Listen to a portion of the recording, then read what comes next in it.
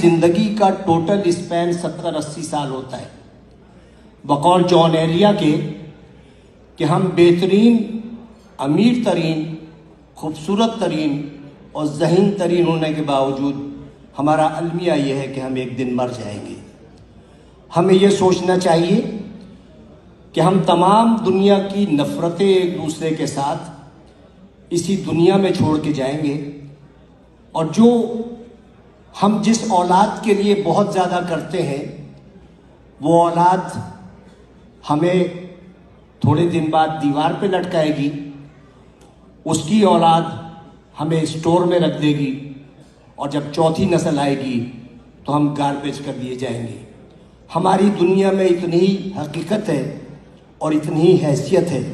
میں دعوے سے کہتا ہوں کہ اس محفل میں بیٹھے ہوئے 10% لوگوں کو بھی اپنے دادا کی شکل یا پردادا کا نام یاد نہیں ہوگا. یہی کچھ ہمارے ساتھ بھی ہوگا. ہم لاکھ دنیا میں فن خوان بنے رہیں، ہم لاکھ دنیا میں یہ کہتے رہیں کہ وہ آگے کیوں بڑھ گیا، وہ پیچھے کیوں ہٹ گیا، لیکن یقین جانیے اللہ تعالیٰ نے جہاں انسان پہ اتنے احسانات کیے ہیں، وہاں ایک بہت بڑا اس کا احسان یہ ہے کہ اس نے 3 چیزیں اپنے پاس رکھی ہیں. وہ چیزیں یہ ہیں کہ میں جسے چاہے عزت دوں، جسے چاہے ذلت دوں، میں جسے چاہے زندگی دوں، جسے چاہے موت دوں، اور میں جسے چاہے رزق دوں اور جسے چاہے مفلسی دوں. اب آپ سوچیں کہ اگر عزت دینا میرے جیسے کسی چھچورے آدمی کے ہاتھ میں ہوتا تو عزت دار صرف میں ہوتا اور آپ سب کی بے عزتی ہوتی. اگر رزق دینا میرے جیسے کسی آدمی کے ہاتھ میں ہوتا تو میرے گودام بھرے ہوتے اور آپ سب بھوک سے مر رہے ہوتے.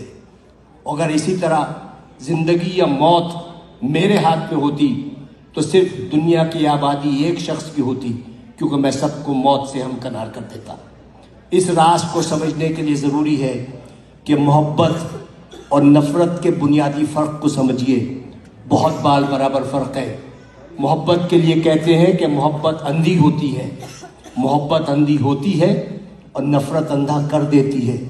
محبت چونکہ پیدائشی طور پر اندھی ہوتی ہے، لہٰذا وہ جینے کا ہنر جانتی ہے، اور نفرت کے سفر میں آپ آدھے وقت بینا ہوتے ہیں اور باقی وقت نابینا ہوتے ہیں. تو انہی شاہراہوں پر جس پر آپ محبت کا ہاتھ پکڑے دیوانہ وار چلے جاتے ہیں، نفرت کی آگ میں جلنے لگتے ہیں اور اپنی ہی لگائی ہوئی آگ میں بھسم ہو جاتے ہیں. تو نفرت کا کوئی اسکوپ نہیں ہے. آئندہ آنے والے وقتوں میں آپ کی نسلیں یہ یاد نہیں رکھیں گی کہ آپ نے کتنے لوگوں سے نفرت کی، لوگ یہ یاد رکھیں گے کہ آپ نے کتنے لوگوں سے محبت کی. لوگ یہ نہیں یاد رکھیں گے کہ آپ نے کتنے لوگوں کا راستہ روکا، لوگ یہ یاد رکھیں گے کہ آپ نے کتنے لوگوں کا راستہ بنایا.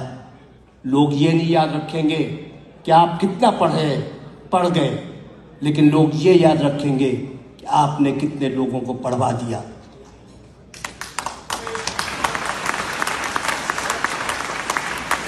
یہ وہ